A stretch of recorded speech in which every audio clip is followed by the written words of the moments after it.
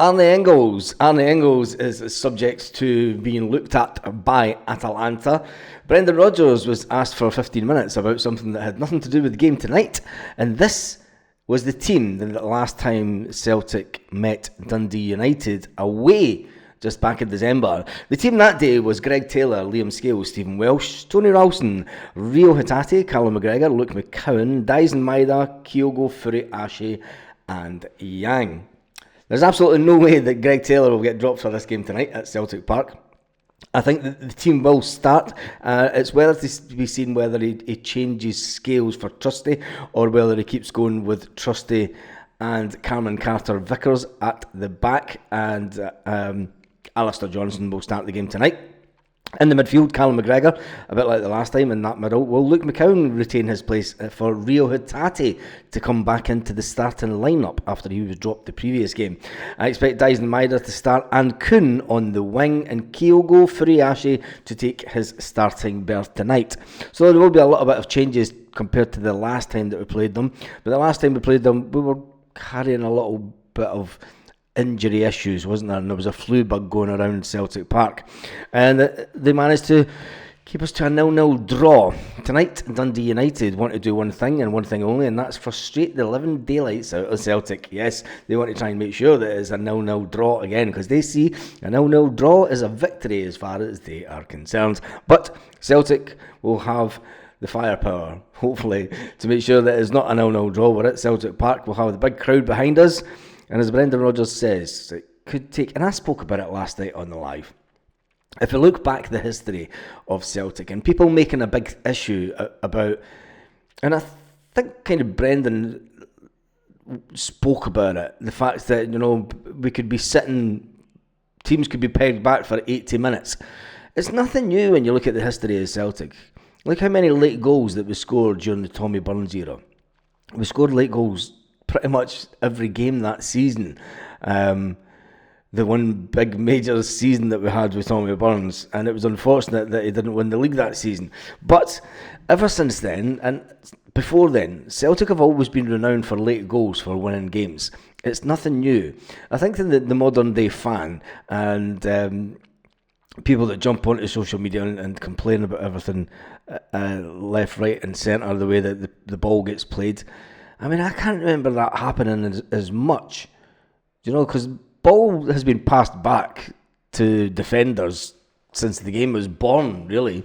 But it's the side-to-side passing, and it's more the fact, let's put this down to what really is happening here in football.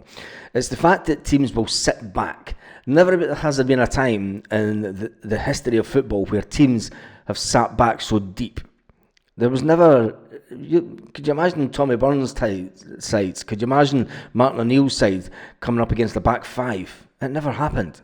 It just never happened. Teams weren't set up like that. It's a modern day managers thing, and it's a way of trying to nullify Celtic and it happens across Europe. Let's face it, it does happen across Europe, and not so much the back five thing. It is a bit of an they call it. And remember, they used to just call it anti-football. Yeah, they used to call it anti-football. Now they call it a low block. They've changed the name of it. Yes, the modern fuddy-duddies, the modern manager has changed it to a low block. It's not anti-football. It's a low block. We're just blocking them from way down here rather than up there. Anyway, what do you think the scoreline will be tonight? I did put up a poll last night, and a lot of people are going for 3-0 Celtic. Some people think there might be a higher scoreline. I think tonight it will be a tight game as always. I have said what I thought the team will be. I don't think there's going to be many changes that Brendan Rodgers will make for this game. He might freshen it up a little bit in the midfield by bringing Rio Hatate back out of the cold storage that he went into after his previous...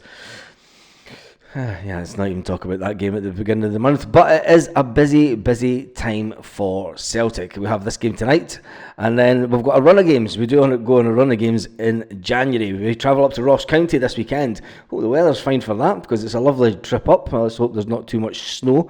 There'll be lots of snow on the hills on the journey up, lads, and you'll always enjoy that bus trip, as always. And after the Ross County game, that's an early kick-off on Saturday, so you'll be up at the crack of dawn for that one. We then go to Dundee, so we've got a couple of away games coming up. We then Tuesday the 14th, So we play on Saturday, and then we play on the Tuesday. Why the hell are we playing on a Tuesday night? Who plays on a Tuesday night? This is all for television. We do play on the Tuesday night against Dundee, up in Dundee. And then the big one for the month, really. This is the big one. It is the must-win game domestically on Saturday the 18th. It is, and I don't care what anyone says, this is the must-win game against Kilmarnock. Yes, Kilmarnock is the fourth round of the Scottish Cup, which takes place on January the 18th.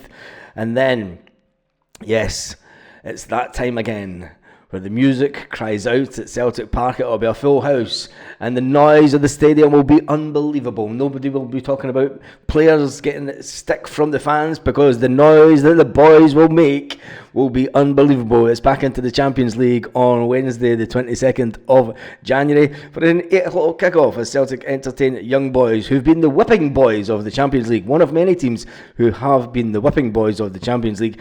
Celtic, for them, it is a must-win game. It's as simple as that. It's a must-win game in the Champions League if they have any aspirations to finish in the top 24, because the way that is going, if we don't win that game, there's a chance that we could slip out of the top 24 due to the too many draws in the Champions League. Yes, it's been a successful Champions League as far as I'm concerned, but there have been too many draws, more draws than we would have liked. But we are still in with a chance with the playoffs, and that was the objective of Celtic at the beginning of the campaign, to get to the Champions League stage where we were in the playoff positions, so that we had a chance to get into the last 16 of the Champions League.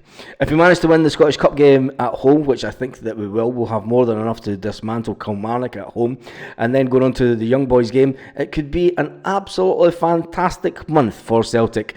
The fact that we did lose one game at the beginning of the month, I don't think that we're going to lose many more. I think that we will get something from Aston Villa, who we play after Dundee come back to Celtic Park for a 3 o'clock kickoff on match day 24, and that's on January the 25th. And then straight back into it on the 29th, we play Aston Villa away from home. And you go to the Aston Villa game, because I think that that is the one.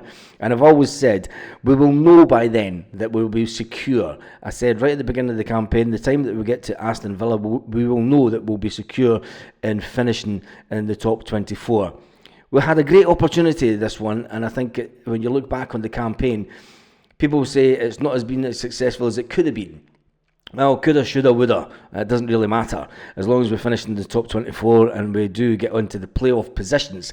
It looks like that we will not be seeded. It looks like we won't be seeded for the playoffs, which is disappointing. It would have been nice to be seeded, because you're going to miss, it doesn't matter, the top, the playoff position for the Champions League we're talking about here. There's not going to be any bad teams, is there? Not really, when you look at some of the teams that are in there. And then we finish off the month away to Motherwell. Motherwell away is always a great away day as well. You park the buses up that way, industrial estate bit, and then walk down to the ground.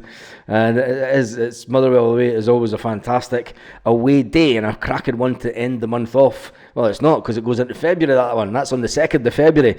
So that's a fantastic way to start the month off in February, isn't it? What a month. It's flying in. It's the 8th already.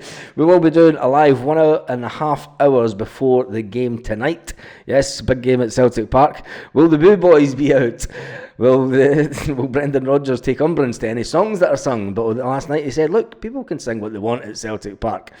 And people could say what they want. And this is what this channel is called, the One Celtic Fans View, because everyone gets their view on what happens at Celtic. It's what Celtic are all about. We can all have different opinions, but the one thing that happens at the end of the day, we all come together, we all support the club, and we all go forward to this, what is potentially a massively successful season. We've got one trophy in the cabinet already. We do have one trophy in the cabinet already. We can take vast strides to get into the next round of the Scottish Cup. We can take even bigger strides to getting closer to winning the 55th, official 55th, not a fake 55th, an official 55th title in Scotland. And yes, if we do the treble this year, we will be out of sight as the most successful club in Scotland. And we need to start reiterating that and telling everyone, because a certain club across the city, before they died back in 2012, I mean, they threw it down people's necks in the 1990s that they were simply the best. Now they're simply distressed. And on that note, make sure that you join the live tonight for the team reveal. As the team does get revealed by Celtic, we can talk about what Brendan Rodgers changes he has had. And I wonder if he does drop Greg Taylor, just to take him out the limelight to bring in Alex Bailly. Or will he not? And on that note, have a fantastic day, Celtic fans. What about Arne Engels? We never really spoke about him. The Atalanta thing, it's just a story, isn't it? It's just a story. There's no way that Celtic are going to sell Arne Engels or any other first-team player, as far as I'm concerned, in this window. Anyway, have a fantastic day, Celtic fans, wherever you are, all around the world.